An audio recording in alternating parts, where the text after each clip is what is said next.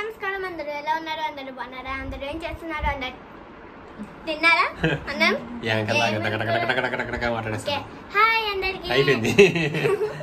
Okay, చూసారు కదా మా వీడియో, మా లాగ్ మొత్తం ఇదనమాట. ఈరోజు మేము చేసుకున్న ఏమంటారు శ్రీరామనవమి సెలబ్రేషన్స్. శ్రీరామ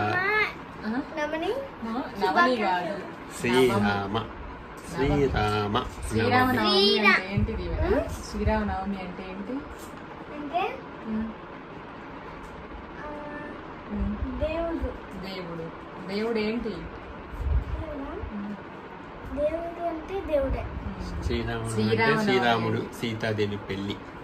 శ్రీరాముడు జన్మించిన రోజు, శ్రీరాముడు పుట్టినరోజు, శ్రీరాముడు సీతాదేవి పెళ్లి రోజు కూడా రెండు కళ్యాణం జరుగుతుంది ఇవాళ బాగా భద్రాచలంలో. శ్రీరామ శుభాకాంక్షలు. శ్రీరామనవమి శుభాకాంక్షలు అందరికి. థ్యాంక్ యూ శ్రీరామనవమి శుభాకాంక్షలు అందరికి. ఓకే అండి, thank you so much. Full video చూసేయండి.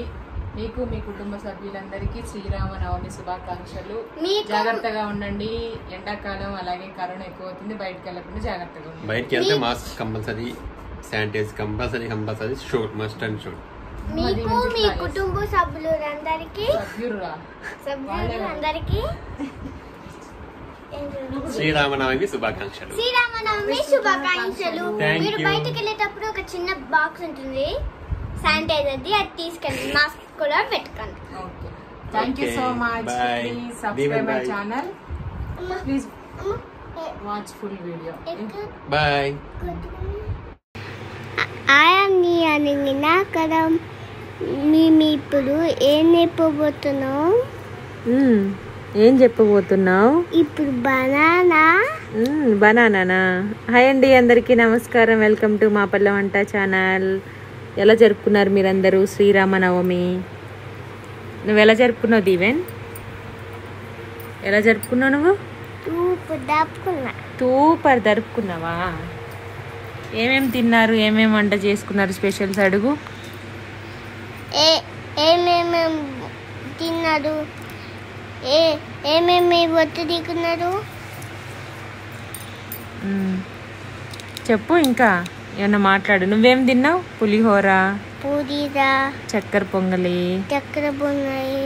ఇంకా వైట్ రైస్, పప్పు, లడ్డు, వడపప్పు, పానకం. ఇవన్నీ తిన్నాను. చెప్పు. తినేసావా? ఎందులో తిన్నావు నువ్వు? నీకు ఇష్టం కదా అరిటాకులో తినడం?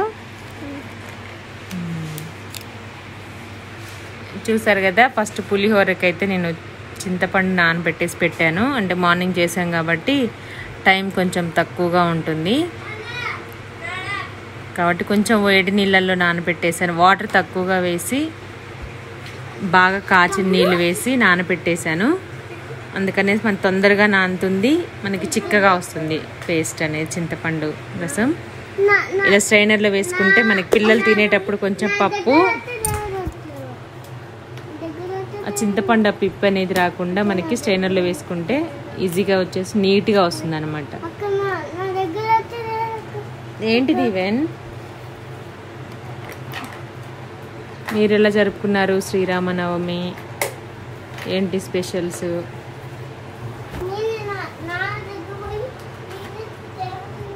గొడవ పడుతున్నాడు దీవెన్ వాళ్ళ అక్కతోటి.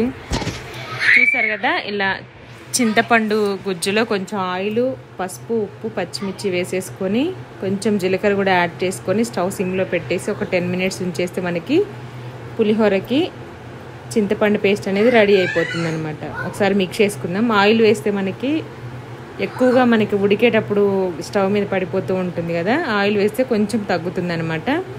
అలాగే పెసరపప్పు నానబెట్టాను. దీంతో మనకి 1/2 కిలో నానబెట్టేస్తే అందులోనే పెసరపప్పుతో టమాటో పప్పు చేశాను, వడపప్పు చేశాను కొంచెం.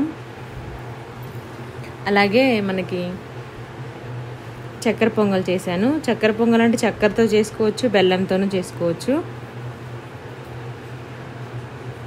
1/2 కిలో నానబెట్టేస్తే నేను దాంట్లో కొంచెం పప్పు వేసేసాను.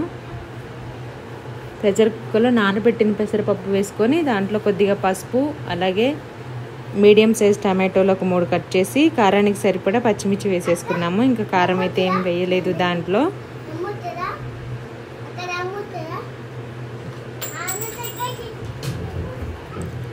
ఇలా పచ్చిమిర్చి కూడా కట్ చేసి వేసుకుందాం. టమాటో వేసిన తర్వాత పెసరపప్పు మనకి తొందరగా 1-2 విజిల్స్కే ఉడికిపోతుంది అనమాట. ఆల్రెడీ మనకి పప్పు నాని ఉంది కాబట్టి ఇంకా 1 విజిల్ అయితే కరెక్ట్గా సరిపోతుంది. మనకి మెత్తగా గంధం లాగా అయిపోతుంది. అలాగే పెసరపప్పు తినడం కూడా చాలా బాగా చలవ చేస్తుంది, తొందరగా అరుగుతుంది కూడా.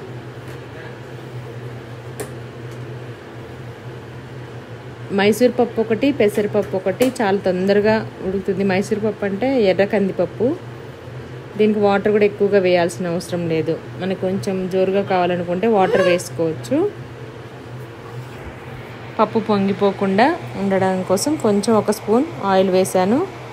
కొద్దిగా సాల్ట్ వేసుకుందాం. సాల్ట్ వేస్తే పప్పు, ఉప్పు వేస్తే పప్పు ఉడకదు అంటారు కదా, అలా ఏముండదు, ఉడుకుతుంది. ఇది ఒక 1 విజిల్ వచ్చేంత వరకు పెట్టేసుకుందాం. మనం దీంట్లో ఇప్పుడు రైస్ వేసుకుందాం. చిన్న టీ గ్లాస్తో నానబెట్టిన బియ్యం తీసుకున్నాను. ఇవి నీట్గా కడిగేసి ఒక 1/2 అవర్ పాటు నానబెట్టేసి ఉంచేసాను అనమాట. ఇంకా ఆ వాటర్ రాకుండా ఓన్లీ బియ్యం వేసుకొని నానబెట్టిన పెసరపప్పు కూడా వేసుకుందాం. సేమ్ క్వాంటిటీ తీసుకోవాలి. చాలా బాగుంటుంది. మనకి సేమ్ పరమన్నంలాగా ఉంటుంది, కాకపోతే కొంచెం పప్పు తగులుతూ డిఫరెంట్ టేస్ట్ ఉంటుంది చక్కెర పొంగలి. దీంట్లో కూడా పాలు వేస్తాము, బెల్లం వేస్తాము, లేదంటే పంచదార వేస్తాము. కాకపోతే పప్పు వేస్తాము కాబట్టి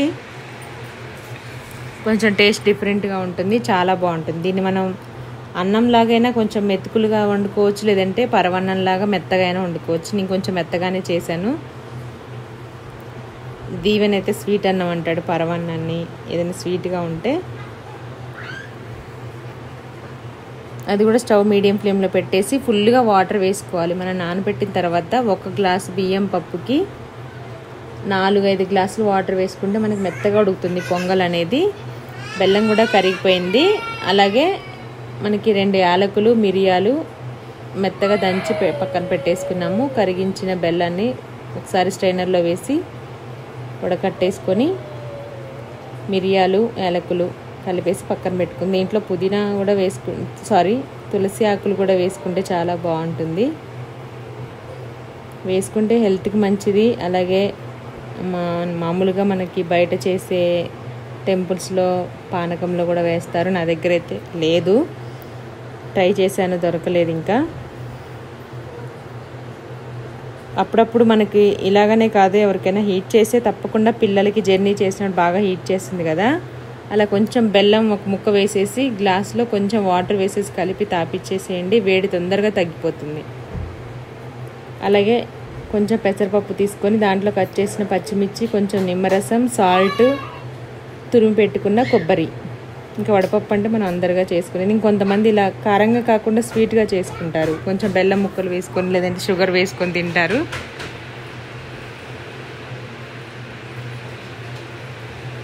ఓకేనా, అది ఒకసారి మిక్స్ చేసుకుంటే మనకి వడపప్పు రెడీ అయిపోతుంది. కొంచెం నేను షుగర్తో కూడా చేశాను.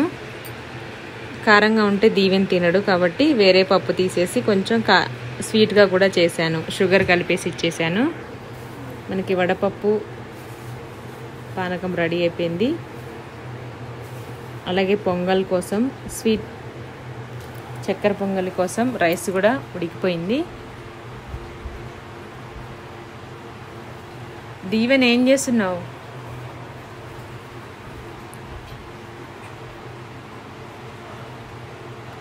ఇలా వాటర్లో బాగా ఉడికిన తర్వాత మరీ గట్టిగా అవ్వద్దు. మనకి రైస్ లాగా అన్నం గుంజుకుంటుంది కదా గంజి, అలాగ అవ్వద్దు. కొంచెం మనకి వాటర్ ఉండగానే మనకి స్వీట్ ఎంత కావాలో అంత బెల్లం వేసేసుకోండి. మన ఇష్టం, తక్కువగా తినేవాళ్ళు కొంచెం తగ్గించి వేసుకోండి. నేనైతే సేమ్ క్వాంటిటీ వేసాను తీసుకున్న బెల్లము. 1 గ్లాసు పప్పు, 1 గ్లాసు బియ్యానికి సేమ్ టీ గ్లాస్ అంతా బెల్లం వేసేసాను.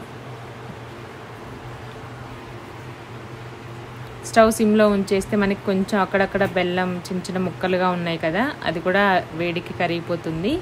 కాసేపు దాన్ని అలా వదిలేస్తే మనకి దీవెన వడపప్పు తింటుంది. పంచదార వేసింది దీవెన్ బాబు తినేసాడు ఆల్రెడీ. ఇప్పుడు దీవెన తింటుంది. దీవెన స్వీట్స్ తక్కువ తింటుంది కాబట్టి స్పైసీగా ఉండేది తను తీసుకుంది. షుగర్ వేసింది దీవెన తినేసాడు. చూసారు కదా, బెల్లం వేసిన తర్వాత మొత్తం అంతా కరిగిపోయిన తర్వాత దీంట్లో ఇప్పుడు మనం ఒక ఇలాచీ మెత్తగా నలిచి వేసుకోండి. అలాగే కాచి చల్లార్చిన పాలు ఉంటాయి కదా, అవి ఒక గ్లాస్ పక్కన పెట్టేసుకోండి. మనం ఇప్పుడు పాలు మిక్స్ చేసుకోవాలి. దీంట్లో ఒకసారి మిక్స్ చేసుకుంటూ మళ్ళీ కలుపుకుంటూ వేసుకోండి.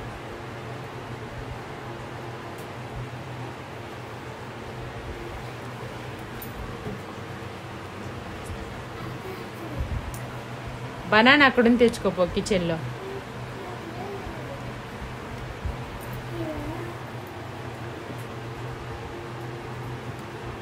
అలాగే వాళ్ళు తాగేశారు. నేను తాగడానికి గ్లాస్లో వేసుకున్నాను పానకం. చూసారు కదా, చల్లారిన తర్వాత లైట్గా గోరువెచ్చగా ఉన్నప్పుడు నేతిలో వేయించుకున్న కిస్మిస్ జీడిపప్పు వేసి ఒకసారి మిక్స్ చేసుకుందాం.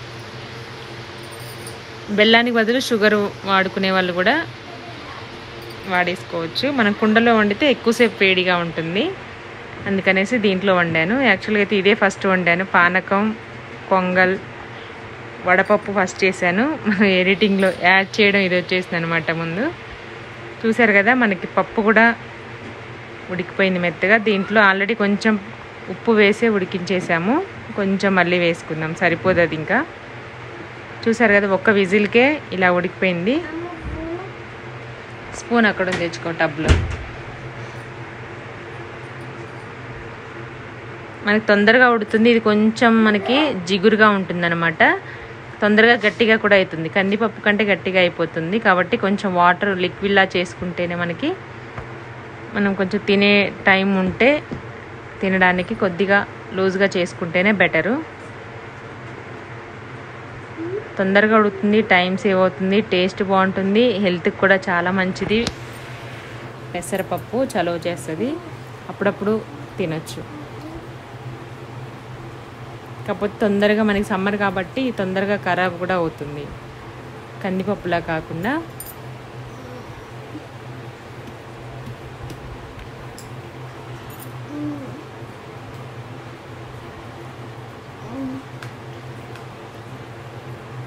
మనకి పెసరపప్పులో కొంచెం మనకి కొత్తిమీర వేసేసుకుంటే టేస్ట్ చాలా బాగుంటుంది. పచ్చి కొత్తిమీర పోపులో వేయొద్దు. జీలకర్ర, ఆవాలు, వెల్లుల్లిపాయలు, కొద్దిగా ఇంగు వేసి పోపు పెట్టేసి పచ్చి కొత్తిమీర వేసేసుకుంటే టేస్ట్ చాలా బాగుంటుంది. ఇది పక్కన పెట్టేసుకుందాం. ఇంకా నెక్స్ట్ మనం పులిహోరకి రెడీ చేసి పెట్టుకున్నాం ఇందాక పేస్ట్, అది ఉడికిపోయింది. చూసారు కదా, ఇలా తిక్కుగా అవ్వాలి మనకి పేస్ట్ లాగా. వాటర్ అంతా పోయి దాంట్లో పేస్ట్ లాగా అయితే ఇలా ఉడికించేసి పెట్టుకున్న, ఇలా తయారు చేసి పెట్టుకున్న మనకి పులిహోర పేస్ట్ మనకి 2-3 నెలలు ఉంటుంది ఫ్రిడ్జ్లో పెట్టుకుంటే. అంటే వాటర్ అంతా లేకుండా ఇలా పేస్ట్ లాగా దగ్గర గట్టిగా అయ్యేలాగా చేసి పెట్టేసుకుంటే 2-3 నెలల పాటు ఉంటుంది. అంటే ఎప్పటికప్పుడు చేసుకుంటాము. ఒకవేళ టైం లేని వాళ్ళు, ఎటన్నా జర్నీలో బయటికి వెళ్ళే వాళ్ళు ఇలా చేసి తీసుకెళ్తే కొన్ని రోజుల పాటు ఉంటుందన్నమాట. ఫ్రిడ్జ్లో పెట్టుకుంటే ఉంటుంది 2-3 నెలలు. కాకపోతే అంత అవసరం అయితే ఎవరికి రాదు. ఎప్పటికప్పుడు చేసేసుకోవచ్చు. ఫ్రెష్ కుదరని వాళ్ళైతే చేసి పెట్టుకోండి. మనకి షాప్స్లో కూడా అమ్ముతారు పులిహోర పేస్ట్. ఇప్పుడు మొత్తం షాప్స్లో కూడా దొరుకుతుంది అనమాట. అంటే షాప్స్ అంటే మామూలు షాప్స్ కాదు, ఈ బేకరీ ఇలాంటివి మనకి పచ్చళ్ళు అవి అమ్ముతారు కదా, అలాంటివి. దీంట్లో కొంచెం పసుపు, ఉప్పు వేసేసుకొని చింతపండు పేస్ట్ వేసి కొంచెం ఆయిల్ వేసుకొని మిక్స్ చేసుకొని ఇంకా రెగ్యులర్గా మనకి పోపు పెట్టుకుంటాం కదా, పచ్చిమిర్చి, ఎండుమిర్చి, ఆవాలు, జీలకర్ర, ఇంగువ, పల్లీలు, శనగపప్పు, మినప్పప్పు అవన్నీ వేసుకొని పోపు పెట్టేసుకుంటే పులిహోర రెడీ అవుతుంది. ఇది కాసేపు వెంటనే తినడం కంటే మనం గరిటెతోటి కొంచెం చేతితో ప్రెస్ చేసి మూత పెట్టేసి ఒక 10 మినిట్స్ తర్వాత తింటే చాలా బాగుంటుంది పులిహోర. నీకే కదా దీవెన్ బాబు, వేడివేడిగా ఉంది కుండలో, ఇంకా సైడ్కి అది ఉడుకుతూనే ఉందన్నమాట, బబుల్స్ వస్తున్నాయి. చక్కెర పొంగలి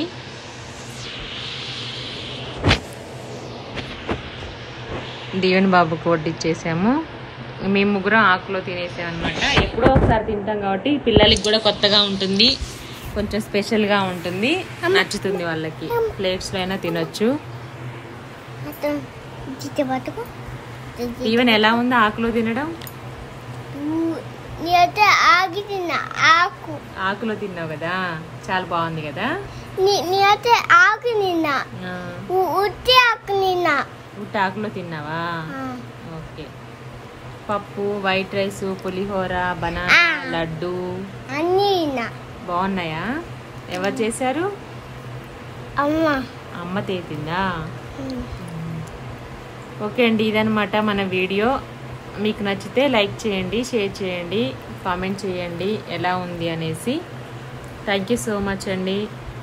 మరొకసారి మీ అందరికీ శ్రీరామనవమి శుభాకాంక్షలు. చాలా జాగ్రత్తగా ఓకే, జాగ్రత్తగా ఉండండి అని చెప్పు. బయటికి వెళ్ళొద్దు, కరోనా వస్తుంది, జాగ్రత్తగా ఉండండి అను. బాతికైతే ఉంటుంది. మాకు తాతలో తాత లేకుండా మళ్ళీ మాకెక్కుని బాతికి పోయింది. ఓకేనా? మా దీవెన్ బాబు చెప్పాడు. మాస్క్ వేసుకోండి, శానిటైజర్ వేసుకోండి, బయటకు వెళ్ళేటప్పుడు జాగ్రత్తగా ఉండండి. Thank you so much. Full video చూసేయండి, మీకు నచ్చితే లైక్ చేయండి. అలాగే కొత్త వాళ్ళైతే మన ఛానల్ చూస్తే సబ్స్క్రైబ్ చేసుకోండి. పక్కనున్న బెల్ ఐకాన్ క్లిక్ చేస్తే మేము వీడియో అప్లోడ్ చేయగానే మీకు నోటిఫికేషన్ అనేది వస్తుంది అనమాట. చూసేయచ్చు. ఈ వీడియో మీకు నచ్చిందని అనుకుంటున్నాను. Please subscribe my channel. మా పల్లె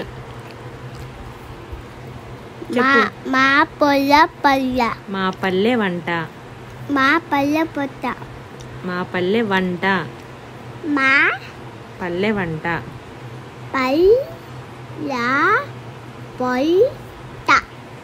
అందరికీ బాయ్ అండి. Thank you. బాయ్.